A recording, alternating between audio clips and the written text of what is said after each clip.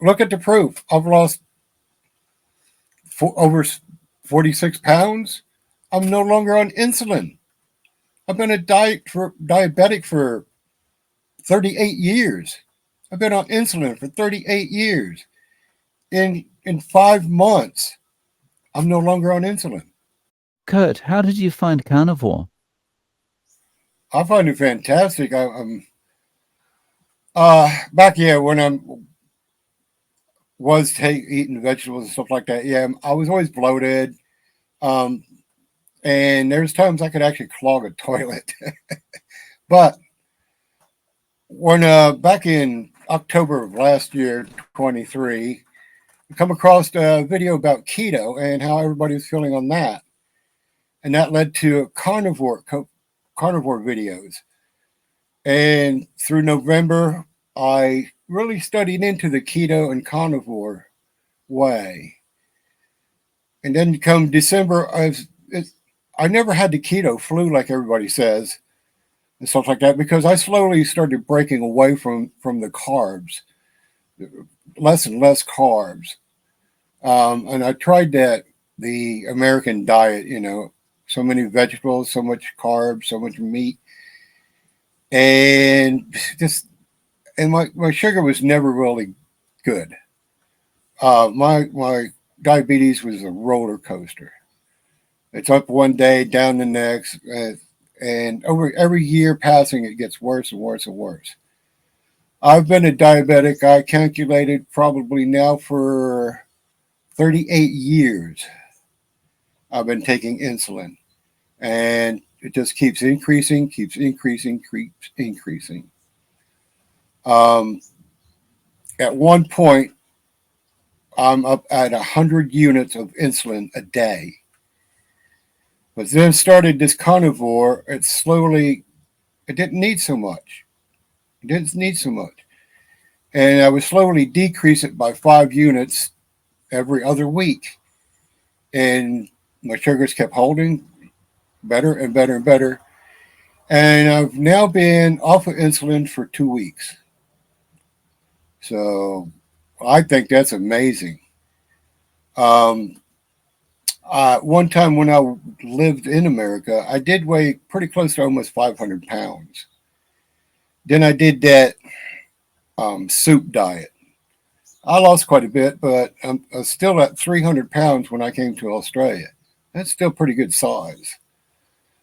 And I never really lost any weight since. It's always been pretty even. But also, since I've done this carnivore, I've lost 21 kilos, which is over 46 pounds. And that's pretty amazing. Um, this is a whole new lifestyle. I'm never going to go any other way.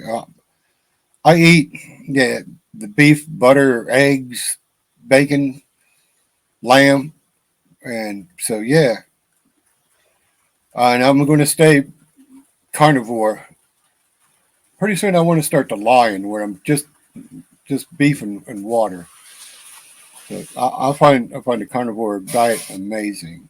So that's an awesome result. And just to clarify, sorry, that's 46 pounds lost on carnivore in what period of time? Just a few months. Yes, since January the 1st, I dedicated straight to carnivore. Wow. I'm going to call it Nice. keto carnivore. I've got some blood results from my doctor. Um, Here we go. This is okay. Go to this page first. In October of 23, my H1C is what they measure all your glucose from your blood. It was at 8.5. In April of 24, when I seen my doctor, my A1C is 6.0. What's that tell you right there in that short time since January the 1st? Then now we're going to get into the cholesterol with the doctor. And even though my HDL went from a 4.9 to a 5.5. Okay. My LDL one has gone from a 2.0 to a 3.5. But you see, the HDL is still higher than the LDL. But my doctor couldn't understand. So he wants to put me on cholesterol tablets. And I said, no, I already know. I already told him there's two types of LDLs. You know, you got the small particle, which is the bad one. That's the one that causes the plaque. But then you got the large buoyant LDLs, which travels the nutrients through your blood and streams and all that. And he said he didn't know about that, but in all my results, even my triglycerides went from a 2.2 to a 1.0. And I know that is totally amazing. So, I mean, I've got to do the calculations to work this out because in Japan, we work in the American system with the measurements, but Okay, all right. everything's going in the right direction. Yes. Yep, yep. Now, as far Ah, as I've got a little chart for my insulin. I'm still checking my blood sugar every morning, and I've got a little chart that tells me like if my blood sugar is 6.0, I'll look on the American chart because I'm used to the American, and it'll say probably 100, which is normal. You know, since I've been off of insulin, my blood sugar is pretty much stable. I'm anywhere from a 5.5 to a 6.0, which is 95 to 100. That's just totally amazing. and what does your doctor say about this? He's worried about the cholesterol. He wants to put me on the cholesterol pills. That's it. That's all they can focus on, right? That's all he can focus on. Well, I guess I He, mean I don't want to say anything bad about your doctor, but I know. speaking generally, um, the cholesterol is now the only thing they can write a prescription for. That's yeah. Well, I know they do get actual money back from as many prescriptions as they write to the pharmaceuticals. So yeah, he's just looking out for his back pocket. You know, that tells me right there that that's all he focuses on. You know, when I'm looking at these blood results and I'm blown away myself. You know, But has he not gone? Has he not looked at those like the insulin and the HbA1c and at least said, oh, "This is awesome, good job, great work." that yeah. Well, that's that. How did he put that?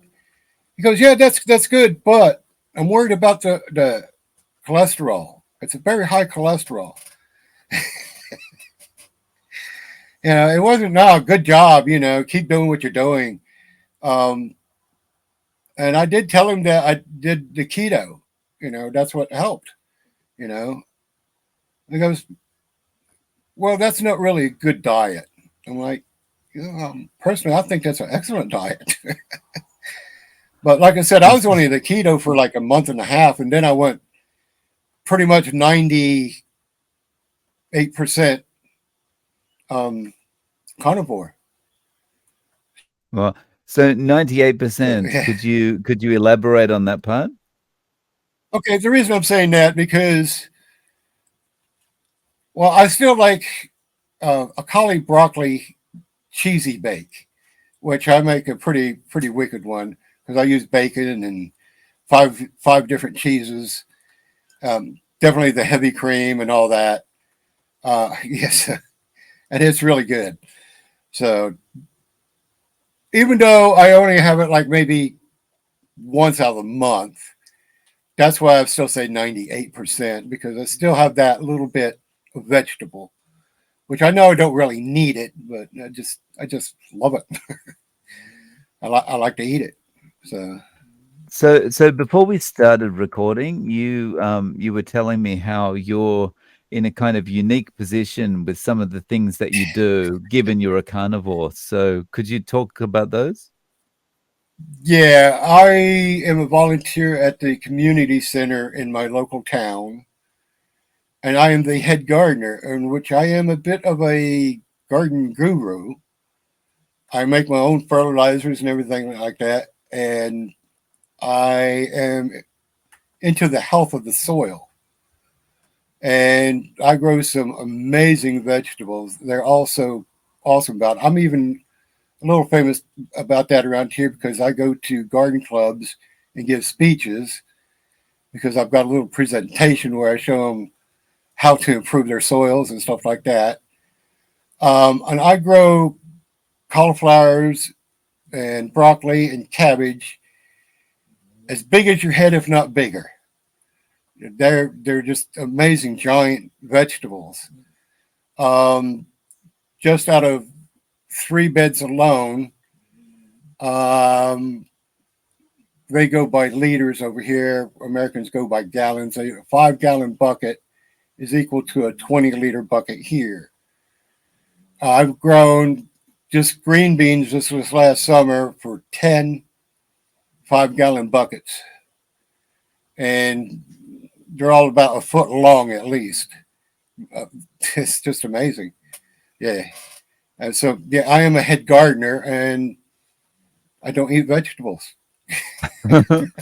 And you told me about something else that you're doing, which is not related to steaks as well. What was that?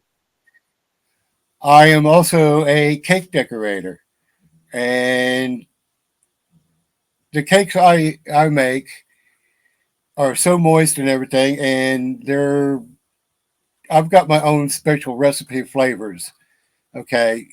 You will not find my flavors in any commercial cake or any bakery because these are ones that I've produced 37 years I've been doing this. Um, and I'm not bad. I'm pretty good. Wow. So, yeah, I So decorate cakes. is that something you started? Did you start doing both of those things in the States? And then you just those are hobbies you brought to Australia? Yes, well, I'm a man of many talents and I am a master of a few. Yes, my little girl was born in the States when I lived over there. And she's the one that made me start getting into cake decorating because the prices of cake back then, I thought was just ridiculous, and now I think they're really totally ridiculous. So I started making cakes for her. So I got into decorating cakes, and over the years I perfected and perfected, and now if I could ever send you some pictures, you'd be blown away. As far as my gardening, I tell everybody I've been gardening since I was knee high to a duck because back then, my mom and dad went through depressions and wars, so they would have victory gardens. My grandfather was actually a farmer, and so my grandmother would always can and do all of that. So through them, I learned how to do some gardening. But since I've been here, I took it to a whole new level, way beyond what they taught. So yeah, I started in the States. Yes. So in Adelaide, where you are, you mentioned you have quite a large piece of land. Are you raising your own animals for food?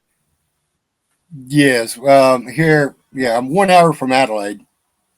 And there's a little town called Murray Bridge, and then I'm like 15 minutes out of town. Yeah, we have 250 acres.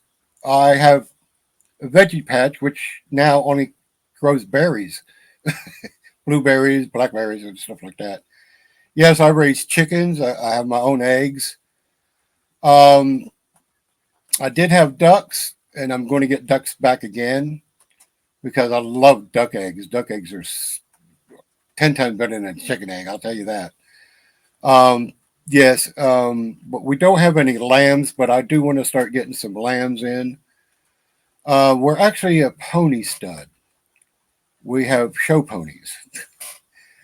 My wife has a wall in the lounge, which is about 5 bookshelves wide, and it's just nothing but trophies and everything since what I think it was 68, 1968 is when they started, and it's just full of garlands and ribbons and trophies of every which kind you can think of. Yeah, so we're pretty busy. Yeah, that's it sounds like you've got a lot going on. So with carnivore, how are you eating day to day? Okay, I on that the carnivore also I was trying to intermittent fasting, which I'm still doing now. Um, but I've gotten down to breakfast is only just a piece of cheese, like a little block of cheese. That's my breakfast. For lunch, I'll probably either have a ribeye or 2 quarter pounder hamburgers, or sometimes with bacon. And at nighttime, yeah, I usually eat about two two ribeyes or one big giant rump steak as big as your plate with salt. Uh, yeah, and that's pretty much it. And I try to eat before 7 o'clock. 7 o'clock is my cutoff time, and then I'm not eating all the way until for breakfast. I just have a little something to get me through until lunchtime, and lunchtime is usually around 1 o'clock. And at 1 o'clock, that's when I'll eat, and then before 7. Oh, And nice. yeah, I find it amazing. Yeah. Mm. And how has your sleep changed since you've been doing carnivore? Is that improved? Unfortunately, no. As far as my sleep, I only sleep 4 or 5 hours. That's all I can sleep, and then I'm up. I'm up like 4:30, 5 o'clock every morning. I don't go to bed until 11, 12 at night. So I don't really get much sleep. But I will tell you, I feel good. I mean, feel like I can take on the world. I feel like I was when I was 20. I feel great. Yeah, no, I love the carnivore. Nice. I mean, I suppose if you're feeling more energetic, then if you don't need that much sleep anyway, then you know your body's telling you it's working, right? Pretty much, yeah, yeah. When I do sleep, I sleep just straight. I mean, I'm not waking up like I used to. When I was taking insulin and my sugar was out of control, I'd wake up every 2 hours just to go to the toilet and wee. I wish I knew about this a long time ago. So you mentioned your wife before. Is your wife joining you with this? Uh, she's half-hearted. She's Irish, and she's telling me she can't give up her potatoes. She's cut back on the bread, and she hasn't had any pasta since I've started. She still has a potato. I can't break that, and that's a lot. A lot of my colleagues and a lot of people, I talk to them about it, and I've got probably about 4 people really, really interested. They're watching what I do, and they're really thinking about it really hard. But then I get a lot of feedback that, yeah, I can't give up my bread. I can't give up my pasta.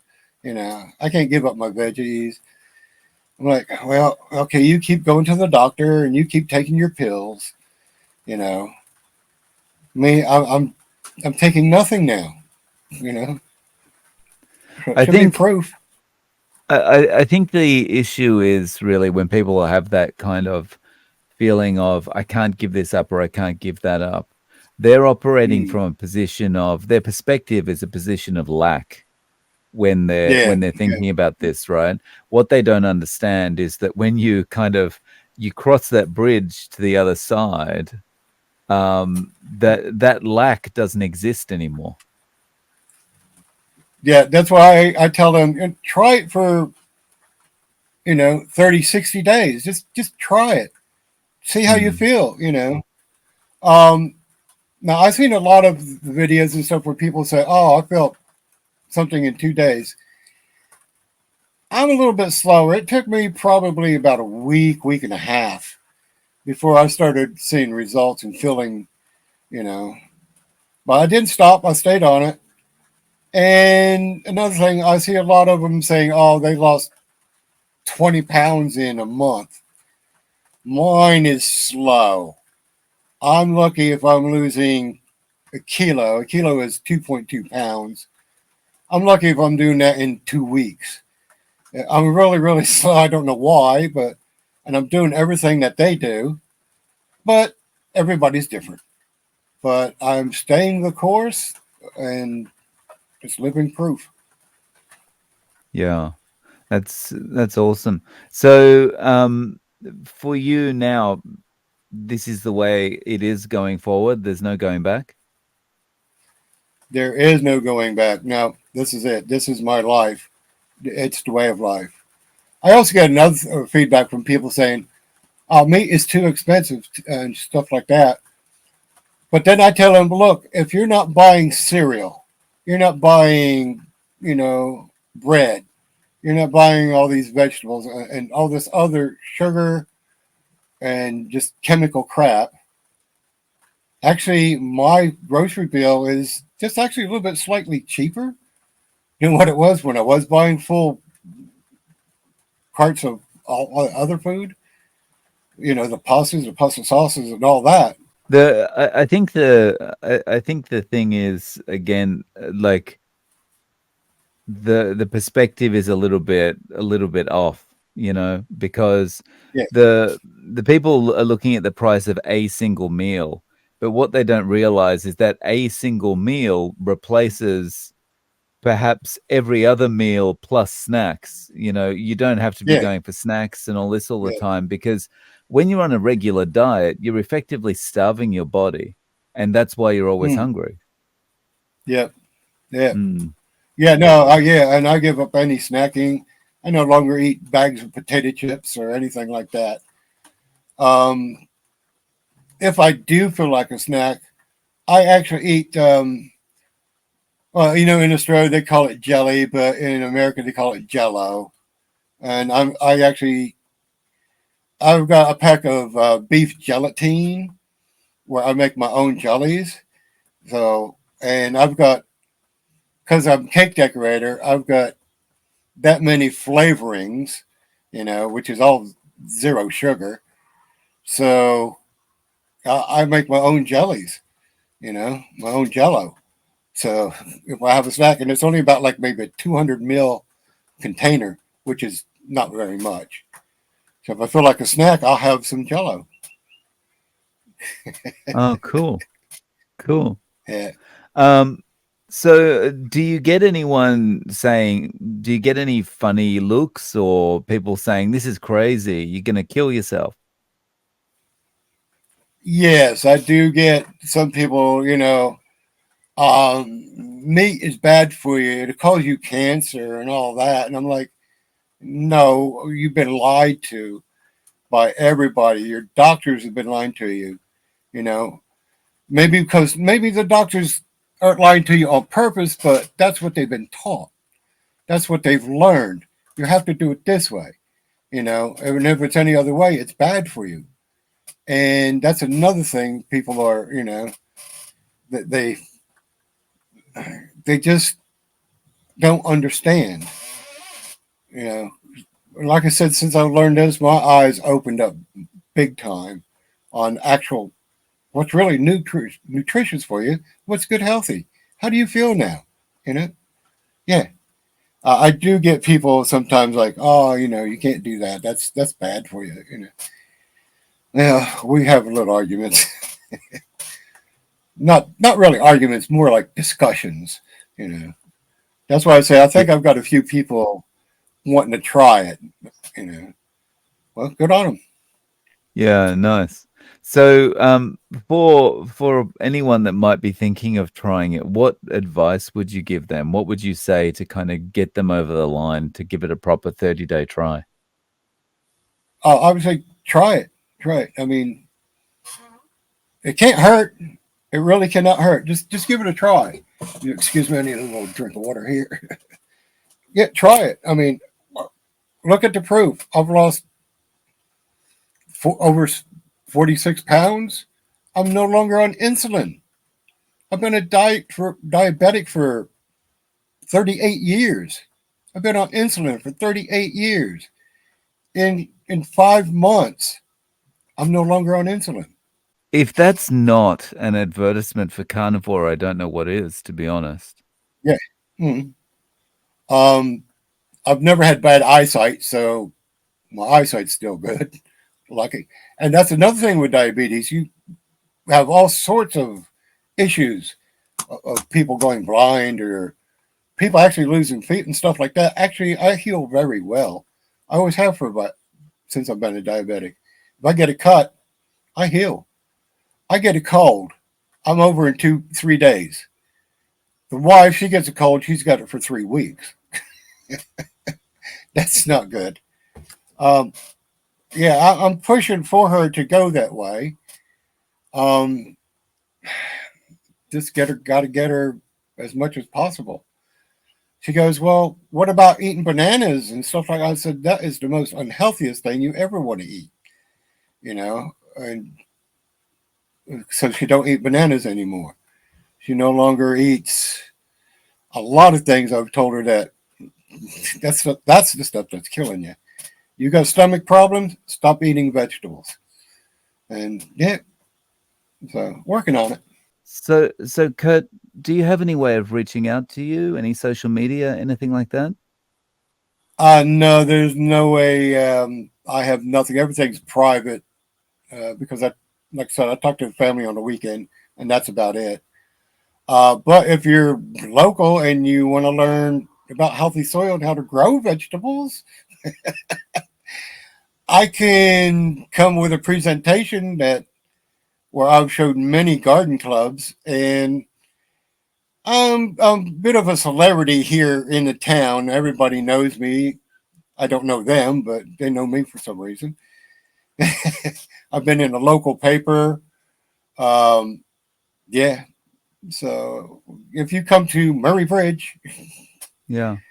No worries. Well, find if me. I guess if there's anyone that is interested in something like that, they can shoot me an email and I can pass their details on to you. Yeah. That would be fine. That would be fine. Not a problem. Awesome. So, Kurt, thank you so much for coming on and sharing your story with us. I really appreciate your time. I do. I want to tell everybody. I really felt good. Another way to say it is I feel clean inside. I don't feel bloated and heavy and all that stuff. Um, I feel good. That's the only point I can get to it. I've lost so much weight. I'm going to stay on the track. I'm no longer on insulin. That is the number one most amazing thing for me. And feeling great.